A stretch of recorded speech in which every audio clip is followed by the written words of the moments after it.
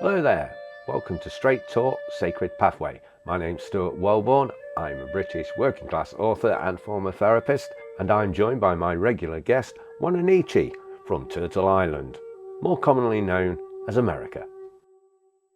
G'day Wa-Na-Nee-Che, how are you today? I'm doing fine. How's the weather over there on your side of the 100 pond? degrees and sunny. Sunny. We've had some sun and now it's raining today. Got a bit cold again. Yeah, So, like we were saying last week, the weather changes every 10 minutes. yeah. April's the first, probably the worst month for Colorado, whereas March is the worst month for North Dakota. And where are you? Denver. Oh, oh yeah, of course. Uh, well, we just get all sorts over here. Any time of the year. It, I was going to say maybe we could start off by talking about what's happening in the world today. if that's what you'd like to talk about, yeah, let's go for it. I wish people, and I have to commend the people that are basically watching the telecast and everything, that I want to thank them because change has to come. And the only way change can come is if people get involved. We look at the prophecies, and no matter what prophecy you look at, whether it's a religious prophecy, whether it's the Bible, whether it's indigenous people, they all talk about a day of destruction if people don't wake up. In the Hopi prophecy, it says that the humans will be given one more chance, but that the Creator will shake the earth. Hopefully, they will wake up and understand that they're going down the wrong pathway. And if you look around the world today, how many earthquakes are happening? Texas, I believe, had 28 earthquakes in a row, mild ones, but you never hear of a earthquake in Texas. And then you have volcanoes happening all over. The Philippines are having a major earthquake. Russia had a major earthquake plus a volcano. No. So everywhere you look, something's happening to try to open the eyes of the human beings. Now, even Alaska now, and one of the major volcanoes is going to erupt, and about 300,000 people are going to be affected by it, and it's going to be a massive one. But again, people have to understand that this can be changed. I mean, the warnings are there, but it seems like more people are walking down the wrong pathway. And because they're walking down the wrong pathway, they never get the true answers that they need to get. I mean, one of the things that I'm grateful for is that we can reach people now. And hopefully, by reaching them, they'll understand what I'm talking about and why we have to come back to the red road, which is, is fixing the sacred hoop to become one again. What do you mean by the Red Road? Well, the red road is basically, when they talk about the red road, it's walking with your heart. And we have to look more into our heart and rather than our brain because with everything going around, the signs are there. Even when you look around politics, say for instance, all negative, negative, negative. And it's surprising that we're probably going to hear some negative reports pretty soon on the Pope's death. And he tried to basically explain that we need to come back to one thing, and that is basically love. And even with Trump coming out on Easter, criticizing everybody, and it's supposed to be love. Who was he And criticizing this time then? everybody. He was criticizing Biden. He was criticizing the people, the Supreme Court. He was criticizing. I mean, he doesn't ever say anything nice coming out of his mouth. He'll say something nice, but then he'll use something to basically take everything away. Well, when he says nice things, it's usually about himself, isn't it? Oh yeah, definitely has to come reflect on himself. uh, It's very strange. I don't know if this is part of Facebook's algorithm or anything, but when Donald Trump was president before, my Facebook timeline was filled with stuff from, concerning Donald Trump and all the stupid things he was saying. Um, and then Joe Biden comes in, and I hardly see anything about American politics. And then as soon as Trump comes back in, it's back to my social media timeline. Is nothing but Donald Trump. Is he that radically different to all your other presidents then in real world? If people would take a look at Hitler's book that he wrote, Mein Kampf. yeah, and Trump is following it word for word. Is he? I've got to admit, I've never read Mein Kampf. It's not like on my list of Yeah, books. it's like, first of all, Hitler started deporting all the Jews. What is Trump doing? He's deporting all the immigrants and sending them to a horrible situation in El Salvador. And then he pays the El Salvador president to keep people that should be returned in jail over there. Yeah, I've seen that. Because one of yours, was it a senator or something, went over to try and speak to some Garcia or something is his name? Yeah, Garcia. I don't watch a lot of news, so I catch bits, and that's what I say. My timeline's full of it at the moment, and I'm like, I don't really want to watch it, but here we go. I think that's my Justice Department background because that was one of the things we had to do is we had to read all the newspapers in our region, and that's how we pick up what we say an alert that we needed to go in and do conciliation mediation.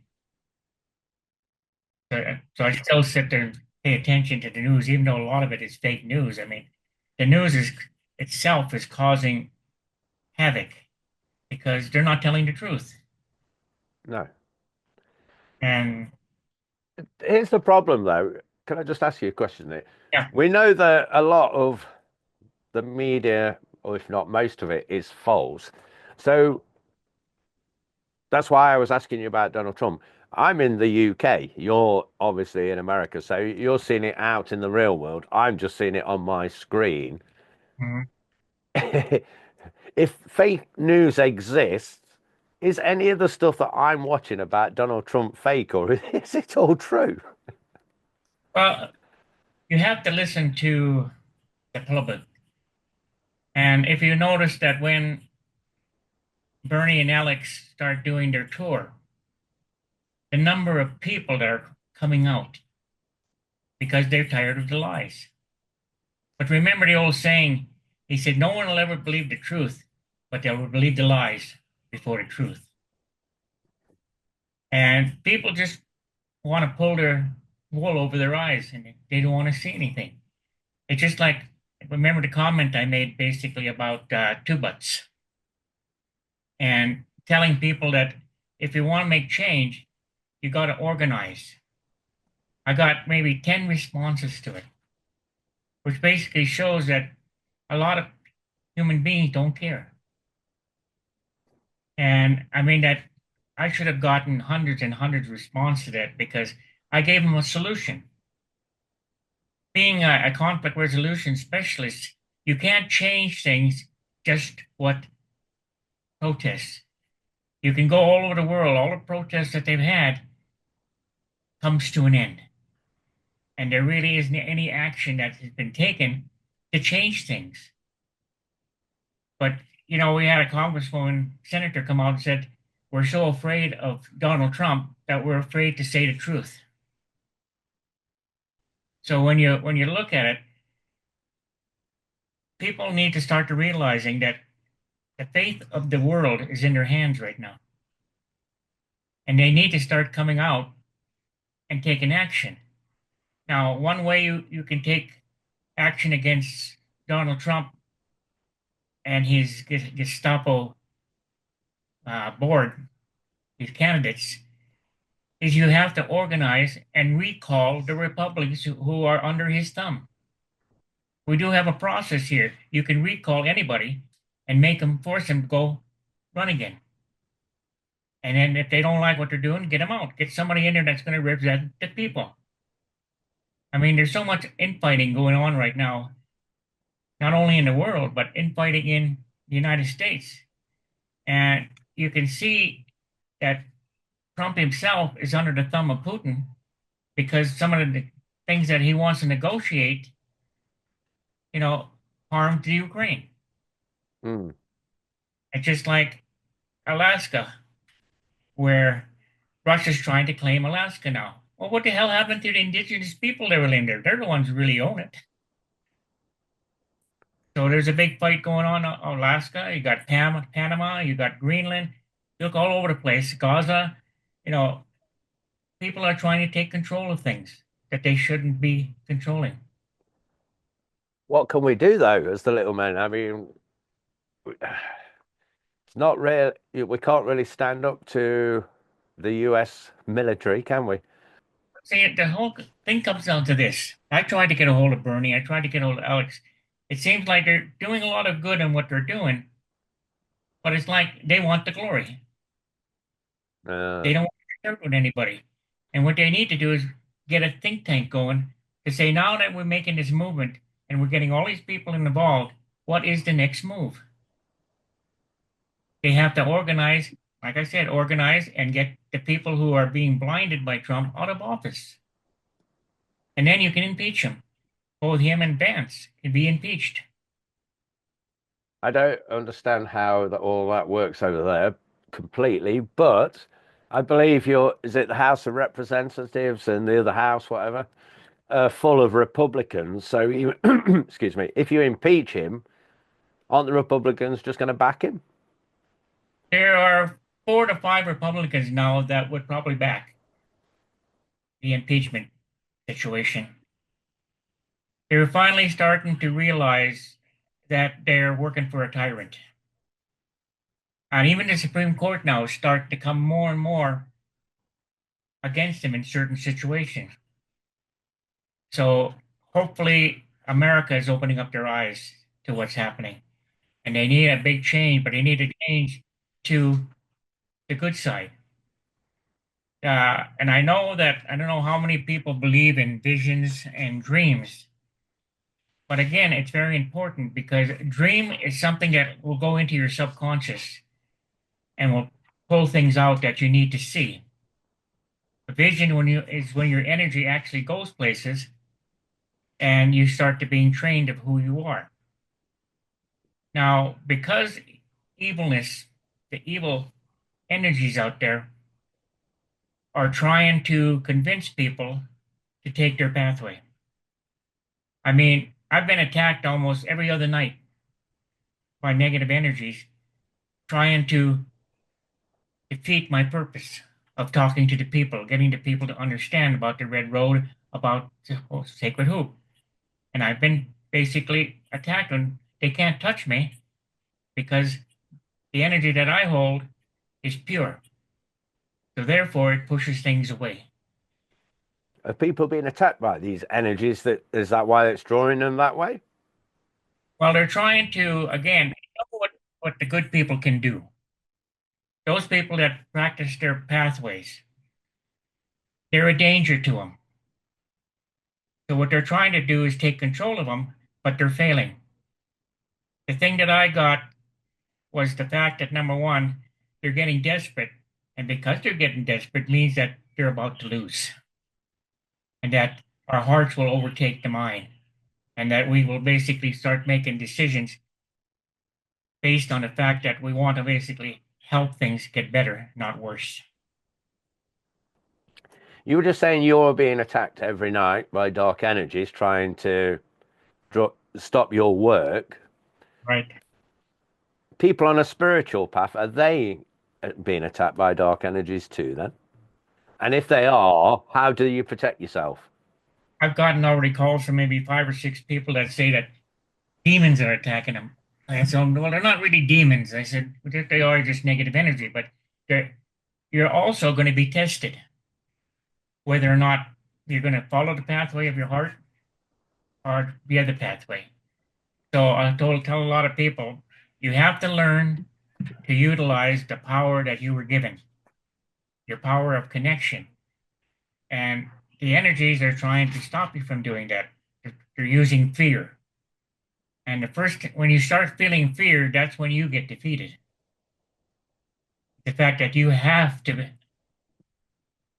stick to who you are, stick to humanity, stick to the love in your hearts, and then they can't touch you. How does somebody overcome that fear, though? First of all, belief can be a very powerful thing. It can also be a dangerous thing, especially if you believe in the wrong things. What I tell people is that if you believe strong enough, say for instance, you believe strong enough in Jesus Christ, who basically was here on the earth, he was a real person. But say you believe that Jesus can help you overcome something, well, your belief in Jesus basically can throw these negative energies off. But then again, you can't depend on Jesus all the time. Again, what you have to do is understand that they'll help you, but they're trying to get you to utilize who you are, the power you have to basically push it away. And fear can basically defeat you. But if you're strong and when you start that belief system, then you finally start believing in yourself. And once you start believing in yourself, they can't touch you. That's a bit of a journey from having fear to, having that complete self-belief. How does somebody stay on the path? Because fear is easy to succumb to. That's what I was trying to say earlier. It's the easier route, isn't it? At the end of the Yeah. day. Well, it's an emotion, Yeah. and we have all kinds of emotion. It's just the whole idea is how to control it. It's just like, again, it might work when you have a lot of fear, think of something funny. It's like when you're angry, to control that emotion and understand that it's not fear that should be put into that whole scenario. What it should be is say, "Wow, I'm being attacked because of what my belief is." So you could turn around and say, "Well, I believe, so therefore I'm okay to have fear because once I see the fear, if I'm strong enough to understand it's only fear and it's making us understand who we are, then we have the power to basically take that fear and throw it out." Well, I totally agree because fear is a future thought. Anxiety, you're trying to predict something that's going to happen that's not even happened yet. I used to say, weird thing to say to clients when I was a therapist, but I used to say, all is calm in the moment now. If I point a gun to your head right now, nothing's happening. It's still all calm. And even if I pull the trigger, it's calm again then, straight afterwards. But, all those individual moments are calm. First thing I thought of when you say put a bullet in it, I was saying, I'm going home. Going home. Uh, Just on that same sort of note, one of the authors I was reading, I've mentioned him before, David Hawkins, he was talking about a situation where if somebody says, we're going to kill you now, he goes, yeah, well, that's your problem. And he says, well, why aren't you scared? He says, well, you got to get rid of the body. I'll be gone. It's not my problem. if you believe in the religious one, say, well, it's my time. It's funny because, say, for instance, you have a dictator, one person, and he's controlling 1,000 people because of fear. Yeah. Hey, one person doesn't have the fear, walks up the line and shoots him. Everyone says, hero, hero.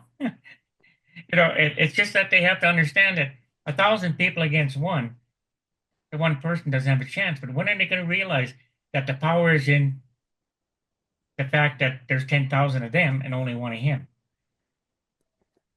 Yeah, well, historically, one person stands out that managed to prove that point, and that's Gandhi. Yeah, He destroyed the British Empire by, you know, exemplifying non-violence. yeah. So it shows it can be done. But I always tell people, don't depend on other people. Stand up for yourself. Easier said than done, though, because back to the fear again. Anxiety, Yeah, when it kicks in, it's partially, thoughts, partially it's a bodily reaction to those thoughts because we go into, as they call it, the fight or flight response. So when we feel anxious, depending on a situation, because, some you may not be anxious around snakes or spiders, but if I brought my brother in, even though he's 6 foot something and a bodybuilder, he would be terrified. Mhm. So, and it's not something he has control over. Do you have any kind of techniques for overcoming that kind of anxiety? Well, where did fear come from in the first place? When did it actually sit there and get a toehold on people? Now,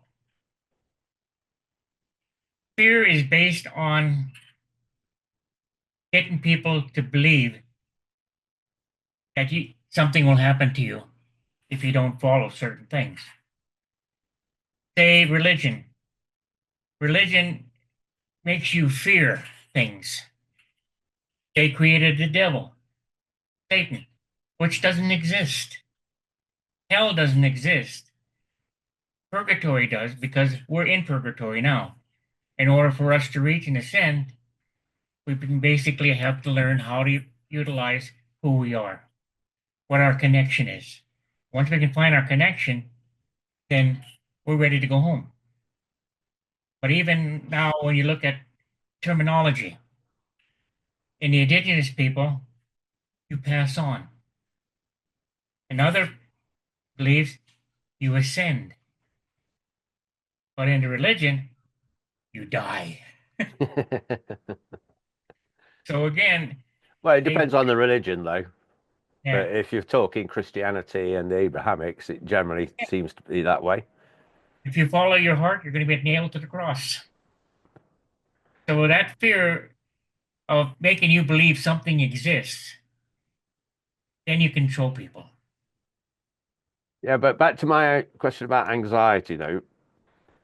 It, situational fear rather than, governmental controlling fear. Have you any techniques or ideas around how you overcome fear? Yeah. Say fear of spiders, just to be easy. Yeah.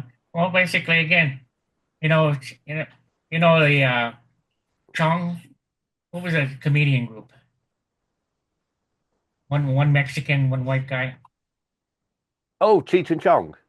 Yeah, Cheek and Chong. Now, if you ask Cheek and Chong that question, they'd say, "Weed, man." Yeah, I'd probably agree with them. So there are some It worked benefits for of me. I got over it. spiders. It's the whole idea that you have to find something that will allow you to see fear itself. I've got a good example for you. Then Okay. I have a fear of heights. Same with me. But you have to look back and say, what installed that fear in the first place? See, my fear comes from the fact that when I was young, my brother and he kept telling me to climb the windmill with him. So we got up to the windmill, and about 3/4 up, he pushes me off because he was jealous. Because I had a relationship, yeah, I had more of a relationship with my dad than he did. So the only thing that happened was that I fell on it was like I'd say 5 feet of hay, straw, and I fell on it and it broke my fall. But ever since then, I've been fear of heights. So you've got no advice on how to get over a fear of heights then. I was hoping you had. I'm starting to because I sit there and think about it sometimes and say, I'm a thunderbird. I can fly. What the hell am I so afraid of falling for? Yeah, but like I said, fear is installed into you and it's massaged until it grows. And one thing that helped me, like, say, the darkness. A lot of people fear the dark, but yet there's a lot of energies, good energies in that dark. So I sat there one time and this white grizzly bear came in my vision. And I could fit in the palm of his claw, his paw. So he took me on there. He said, look at all this darkness that surrounds you. But I said, you fear it. And I said, yeah. He said, I'm going to take you on a journey. I'm going to fly out. So I flied out, and as I flew out, I could see just a little bit of tiny, tiny light that we were traveling to. The light got bigger and bigger until all of a sudden everything around me was light. Then the bear told me, turn and look at what you fear. And all there was a little dot of darkness. So when I think about that, then I say, well, there are good things in the darkness. I mean, there are animals out there that help us in the dark. So I thought, again, where did that fear come from? When I was really young, probably about 6 years old, and I'm the youngest, and I had six sisters and a brother that decided to play hiding and seek, and we were in the basement. So I had to go against the wall and count to 100, and they were supposed to hide. But what they did, they went upstairs and they locked all the doors going upstairs. And then they hit the switch and turned off the light. So I was looking around, fumbling because I couldn't see, and I got really scared all of a sudden.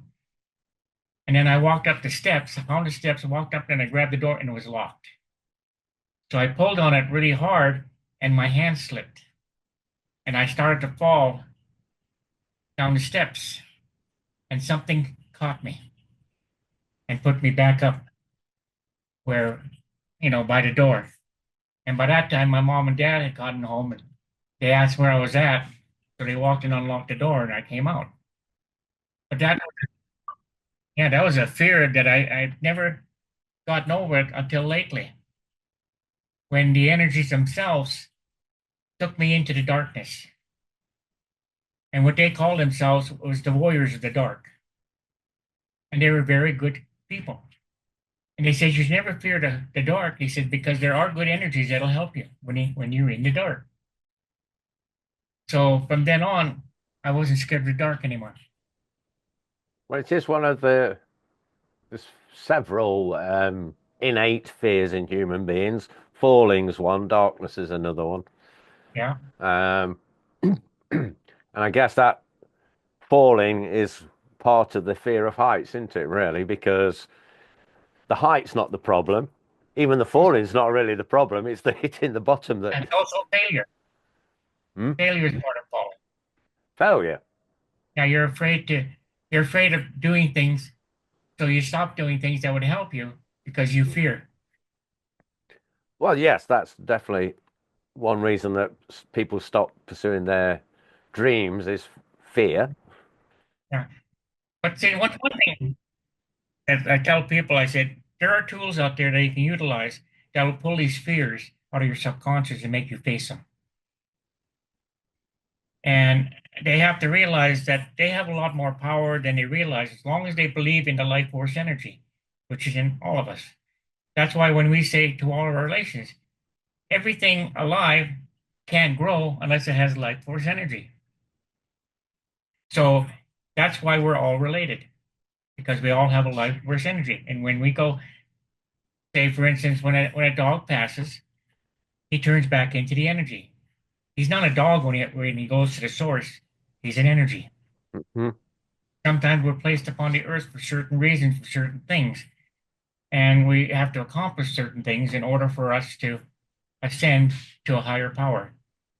Question for you then. Because we're running out of time, and since we're And, talking about energies and dogs, when you say like when we die, when everything dies, and the energy returns to source, when a person dies themselves, do they become aware of their dog's energy after death? oh yeah, because they're all part of the same energy once you go back. You know, Yeah, you'll I get it, but is there like a it's weird because it's not a meeting, is it? It's not like a person meeting their dog, but is there an awareness then that when you passed on, oh, there's my old dog, like energy. Hey, how you doing? yeah, you'll feel the energy connection.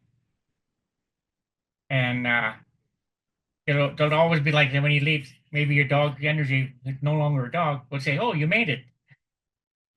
And the energy itself, the life force energy, was connected in this world, will be connected again in the next world.